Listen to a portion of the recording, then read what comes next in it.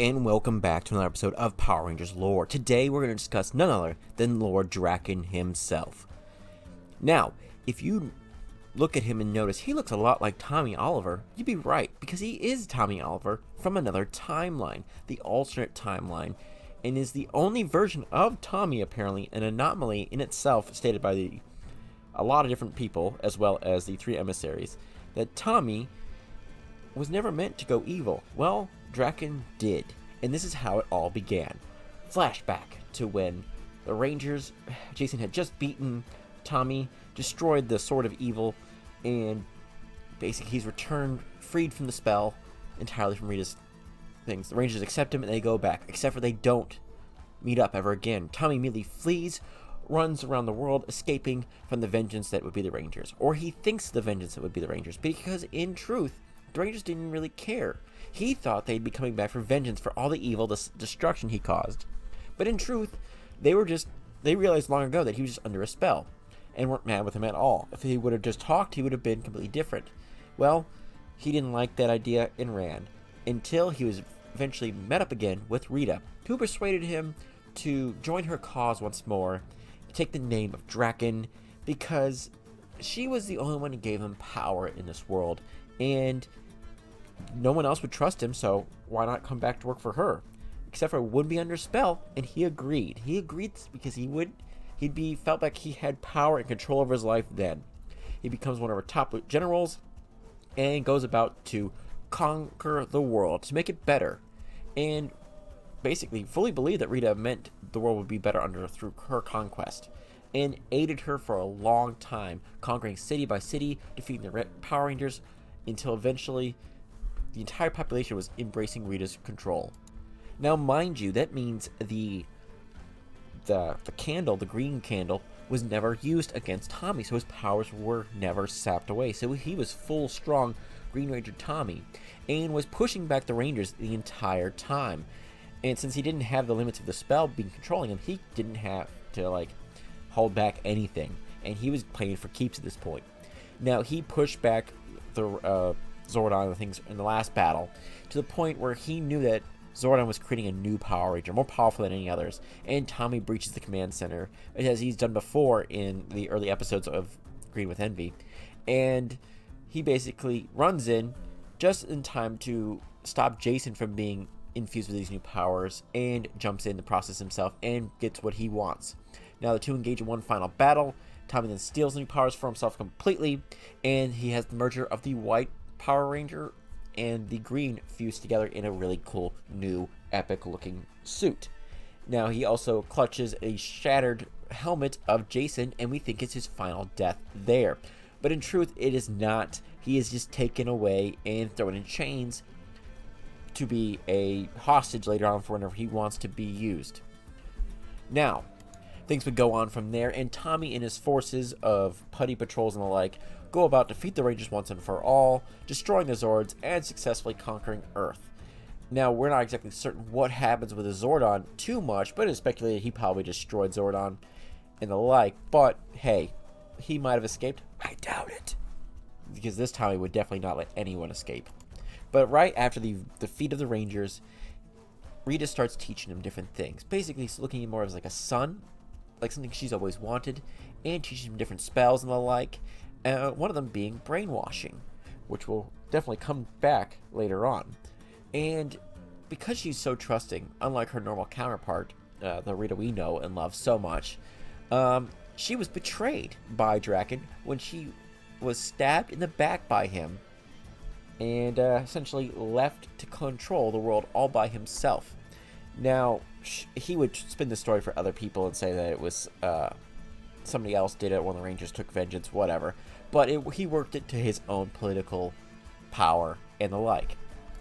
And would not continue stop there in truth, because he would take Finster, who he gained the loyalty of, turn him into a cyborg, Finster 5, who, using the parts of Alpha 5's body to combine the two, and would go on from there to conquer and control and learn more about what is to be a Power Ranger in this new world that he rules completely. Now, he had stolen the power coins of the other Rangers at the time period, except for one, and that would be none other than the Pink Ranger herself, Kimberly.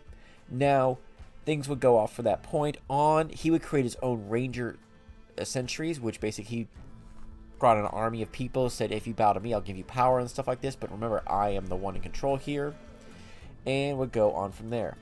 He would take control from that point on, name several different people, give different factions. Now, he had the red, the black, and the...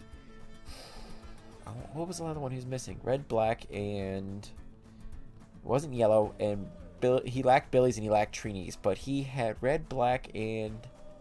wow, I'm doing a big brain fart here. Hold on. I just told you he was missing Kimberly's, but apparently I forgot that entirely. So, yeah. So, he had the red and blacks, and Millie starts proceeding with there. Now, he keeps, at this point, and them just controlling him and making sure his army is all our Power Rangers against the Coinless, which is a resistance group formed up by Trini and a few others to do battle against them, which is basically Trini and Zach, the ones who survived. I believe Billy is killed. Yes, he is killed, along with another character introduced in the comics, Matthew Cook. And this causes Kimberly to begin our solo quest for vengeance against the Dark Lord of Rangers himself, Lord Drakken, which he's now dubbed. And he goes on to assassinate her, but is defeated and immediately casted a spell of brainwashing, read a spell that I told you about, to make her into none other than the Ranger Slayer, tying it to the bow, just like the Sword of Evil was tied to the spell of the original thing. So nice little play on there. Now, Trini's is hidden away entirely, and Billy's is just lost from that point on. Trini hides hers and just basically goes on defensive at this point, and Hart's leading the group with Zach. Now, things would go very different from this point on, with the whole world going conquered by the forces of evil. What else does Drakken have to do? Well, he starts realizing there's a big multiverse out there and starts plotting. A lot of plotting. Now, in the comic books, Trini and Billy and Tommy would all get sucked into an alternate timeline, which is known as the Coinless universe, and they would figure out a way to basically stop the Drakken there, realizing that who this Drakken really is, and they kind of do battle, they come up with a plan. And in the end, they think Drakken jumps off a cliff and dies. But he survives, and when the Rangers return, he is sucked into the same portal that they were, but wakens up in some mountainous region somewhere and is captured by U.S. government soldiers, where it's revealed that basically he's been in an underground holding facility by none other than Grace Sterling in the Promethea complex. Now, if you don't know who Grace Sterling is, she is a very interesting character. She was a ranger back in the 70s that Zordon had basically summoned as a teenager to do battle against the Psycho Green Ranger that had arrived on the moon. And her team was essentially all killed off except for one other person, and she blamed Zordon for using kids as soldiers in his secret war, and basically never gave him up after that. From that point on, which was like a little minor story, it becomes a major issue from this point on, as Grace is involved with a lot of different things in the entire Power Rangers storyline, and a lot more than you would think out for a character we've never heard anything about. She's kind of like that little beautiful little plot dangle going, hey, look at this, look at this. She just opens up all this spider webs of like epicness that you didn't expect. Well, just like that, Billy got involved and visits this site when he essentially stumbles off and realizes a lot more power being displayed by this complex, and he realizes half of it's being put towards one area, and he goes to check it out, knowing that maybe it's up to something more, and he finds Drakken there, who he thought he helped kill, essentially, and Drakken's awake and starts taunting Billy, and Billy goes, oh, I'm not afraid of you, and he's like, yeah, whatever, you aren't. Let me out of these things, I'll show you how afraid you really are going to be. But then, soon after, Jason shows up, and things start getting a little weird. Basically, they start arguing with Grace, and Grace pulls him off the side, starts explaining to them how long he's been here, and going off for the details. It tells him about Rangers he slaughtered and the more half. Well, Saba. Well, the Saba from another universe arrives, come to execute the madman once and for all, probably from the Coinless universe. It's never exactly guaranteed, but it's probably heavily hinted that it is him, and attempts to basically kill him. This fails.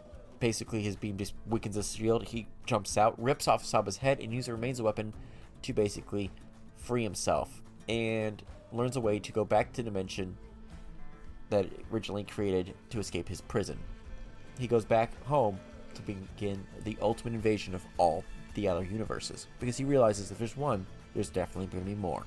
Now we're back. We're going to start with the Shattered Grid thing, which is very complex, and I'm going to skip a bunch of it because that's going to have a whole different things here, but we're just going to go glass over a few things here and there. Well, we know that Drakken doesn't have his powers. He kind of loses them here and there, so he goes to go get his connection. He goes to Ninja and convinces him to basically repair his damaged Morpher, leaving the basically Ninja unaware of like who he actually is at the time. He goes, steals what he needs, the Chaos green crystal, and refuels it, then ambushes, murders Tommy, and just in time when a bunch of other things happen, all the other Rangers from different timelines, mainly the Time Force Pink Rangers, show up. Drakken escapes, and leaving Tommy dying in Kimberly's arms going, what the heck is going on? A Ranger was just murdered. We've never had this type of thing. And he returns to this world. So he's fully powered up. He goes back to his full thing and deals with his greatest threat, Tommy. And arguably, if you know anything about Power Rangers, Tommy always gets everything done, even when he should be able to, but still. He reunites with his army and has a heartfelt reunion with none other than Finster 5 because they're good old buddies. And he reveals that he's also captured Ninjor because, well, why not? Well, things happen. He starts his conquest of different timelines and the like, and he starts spreading off here and there, going off to different battles, stealing Power Rangers' ability to morph into the different morphing grids, and he starts collecting this all, so that all he become essentially a god of the morphing grid. Now, things would all get really going when none other than essentially they go to the Battle of Corinth. Dr. K almost kills him, but is only a fake version of him and says she would have killed him if it wasn't just a robot. Now, this is impressive display of just how murderous they are. There's a huge battle with the Rangers, but he makes an alliance with not only his own forces of Ranger Centurions, but also with a little motley crew of Psycho Rangers, A-Squad Rangers, and Koreg the Nightwolf. They all basically fall in line with him, and he starts his conquest. Now, things would go on from that point off until the final battle, where he basically hooks himself into this device that Finster 5 had made to basically make him a god. And Finster 5 delays it a little bit, but then is gravely concerned about the Morphers all working together and basically fusing, and it might kill him. Drakken goes, don't worry about it, and then proceeds to murder him just in case he changes his mind and puts his sympathetic ways in the way of his own ambition, and hooks himself up and empowers himself. Now, if you guys have ever seen or read the comic or seen the old TV show from the Amazing Spider-Man series, there is very similar aspiration to that of Doom. Doom does becomes merges with the Beyonder, or Beyonders in later series, where they're just a race of species, but he steals all the power and becomes a god and reshapes all of reality as he wants. Well, it's kind of the same thing. He becomes a god, he Thanos snaps, and instead of just sparing half the population, he makes his own new world. Now, he basically ties up the three emissaries when he enters the morphing grid, taking the heart of the Master and using it to destroy the multiverse. Now, what is the heart of the Master? Well, that is simply just a morphing master's heart that was just in the morphing grid. It's just a gem-like diamond thing, basically. It's not fully explained what it is entirely. We'll probably have a video on there, but there's basically, he takes that if you just want to know what the heck I'm just saying there, and he goes on from there. He essentially just starts going full power at that point, and with it behind him, he's able to destroy the multiverse and create his brand new world, as we talked about. Now, in this world, he is essentially omni-powerful, Superman-like figure, very similar to Dr. Doom when Beyonder-wise. He believes himself God, like a supreme ruler of everything, and no one can say otherwise. Now, he has Rita and Zed as his parents. Doggy Kruger is his dog. His city is protected by Jen from Time Force and Lauren from Red Samurai Ranger. Billy is his mechanic. Finster 5 is his loyal butler and back alive. Zach and Trini are reporters. And Kimberly, the woman he once loved, or had a crush on before being brainwashed and turned to completely evil and a complete jerk, is a lowly waitress. Yes, he made her a lowly waitress. Arguably, he could have made her a lot worse. But, yeah, things all shift around. He keeps changing things. But he's soon finding himself haunted by a specter of Tommy, the original Tommy from the timeline that he had murdered, taunting and basically telling him, like, this world isn't real, man. You're pathetic. Like, really, this is what you created with all this power? You want to make these people's lives miserable, and you kind of want them to be friends. You respect Kruger enough to make him your dog, but that's it. Lord Zed and Rita, yikes. They were terrible parents there, but good God. At least he chose correctly in making Jen and Lauren his protectors, but, like, I don't know what he did with the rest of them. He could have made Dr. K a mechanic as well. That would have been fantastic, but still, the combined technology of Dr. K and Billy, woo, really strong there. Well, it kind of upsets him, and his grip on the world current starts to weaken enough that Tommy is able to resurrect himself. I don't know how, other than the fact that evil Tommy or Drakken basically wanted to kill him so much again that he gave him enough thought and substance that it brought him back without him realizing. And it basically, Tommy would rescue the emissaries before rescuing his teammates, basically going, we're going to need a huge band of people to take on Drakken.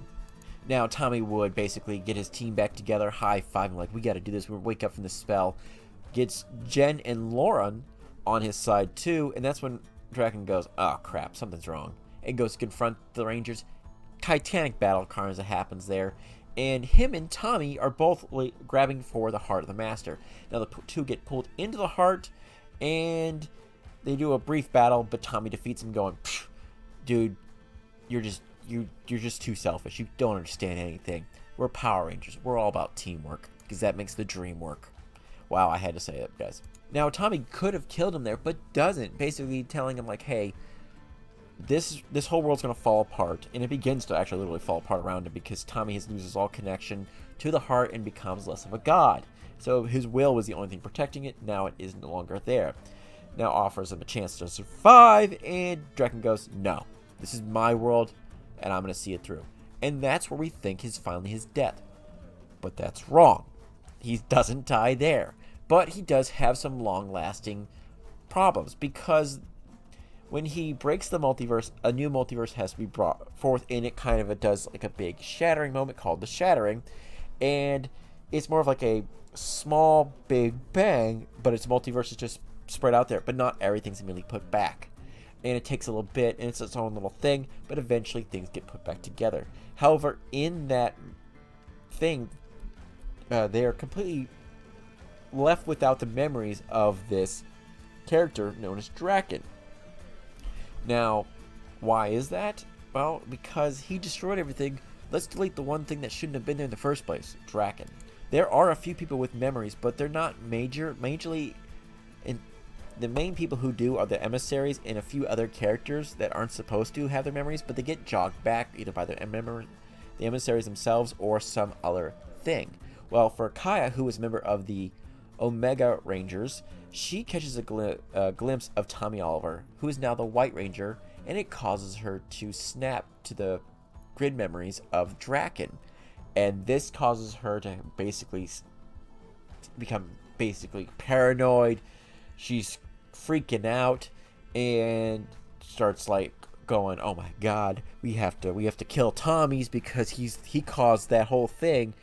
And the Blue Emissary goes like, no, he's just one anomaly. There's literally, of all the Tommies of the entire multiverse, he was the only one. But she doesn't believe him and says, we're creating a new Drakken, and kills the Blue Emissary and it vows to exterminate the Power Rangers because that's the only way to stop Drakken from coming back. Yeah, so that's what causes a little issues here and there. Well, Drakken didn't die, as I said before. And Kaya eventually gets defeated, and while in her paranoid delusion, she's not wrong in per se of like going, they're just going to create something new.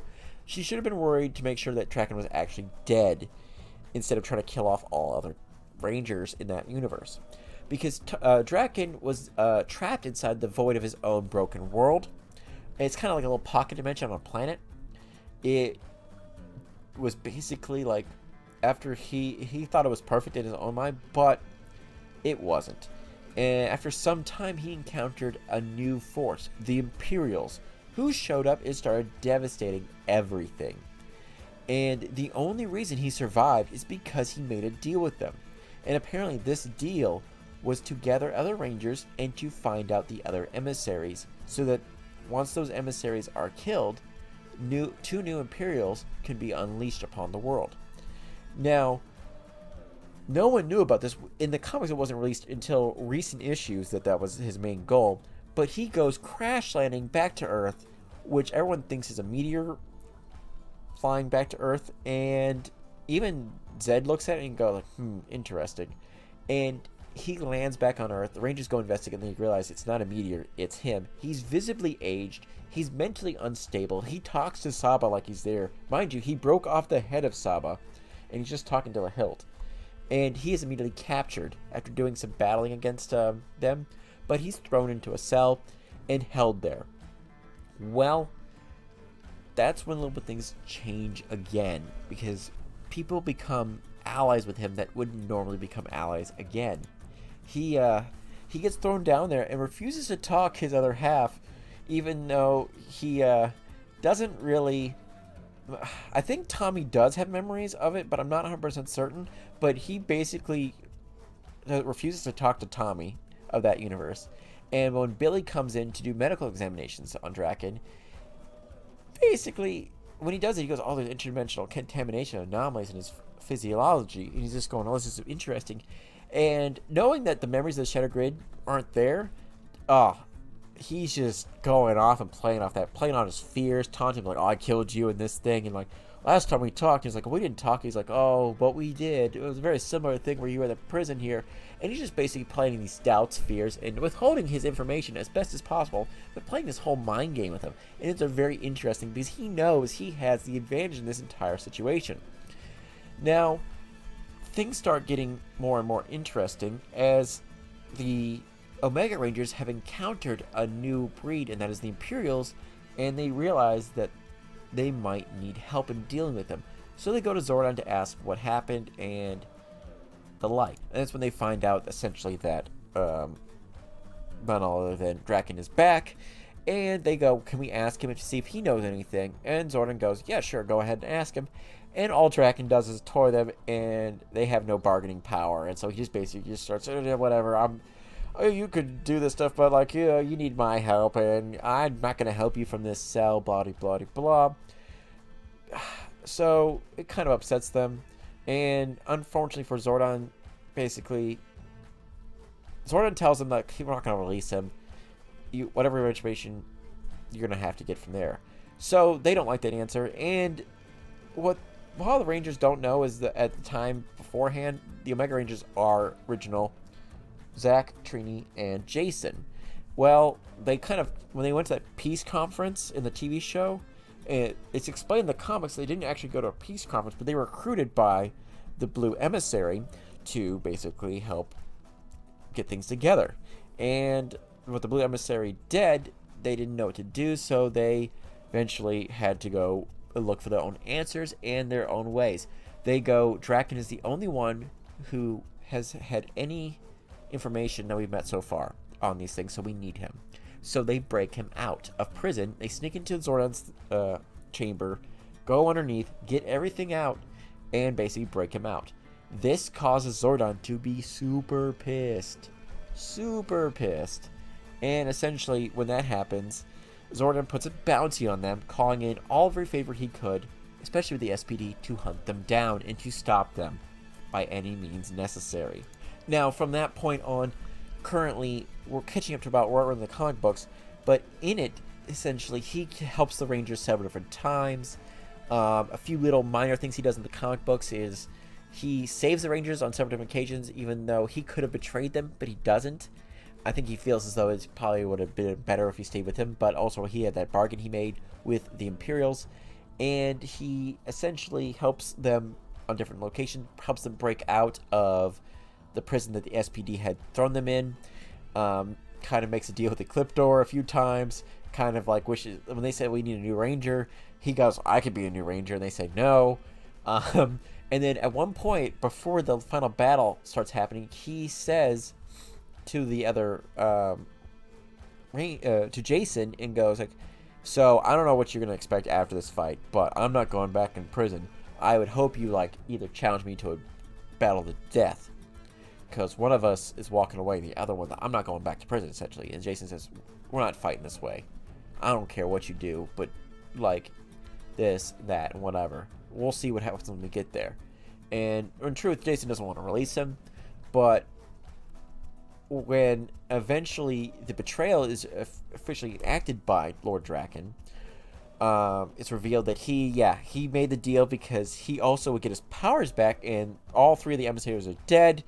He beats the crap out of the robot companion, Zai, impales him in the eye, and basically torments him with a very possible soul death. He tosses the remains at Jason and reveals he's back in his full garb as a ranger, and basically goes, I'm going to leave you here stranded on this planet. And Jason goes, no. You didn't want this to happen because you gave me every opportunity. You were warning me that you're going to do this, and you didn't have to. It's like you're taunting me, but you could have. You didn't want this to happen. And he goes, whatever, dude, and flies away. Now, that's the last information we have of him, but that is Lord Drakken. Now, speculation here. We are definitely going to see him in the future. That's not speculation. That's just a known fact. We're going to see him. He's not done yet. Now, is he going to come back? Is he going to be a redeemable character? We don't know. And we'll have future videos about that. So, keep those in mind for the future. What do you guys think so far of Lord Drakken? I love his storyline. I think the comics was the best way to do his storyline. I would love, like, just a movie about him in truth, or a whole series. It wouldn't have to be darker. It could be an animated series. That can be fantastic. They could be do like a Shattered Grid animated movie or animated full run. I would love that, because we would get to see Rangers, and they wouldn't need to be all voiced, but they could bring back voices or somewhat similar voices, and it'd be a great thing for Hasbro to do. What do you guys think? Would you want to see a Shattered Grid movie or mini series going on? Let me know. Overall, I think we're going to get way more, and I think we need more definitely for Drakken. Keep in mind, guys, there's still a lot more to come for the Power Rangers, with Hasbro taking full reins of there. So, amigos, what do you think? Keep in mind, have a good one, guys. Be safe, and till next time, may the power protect you always.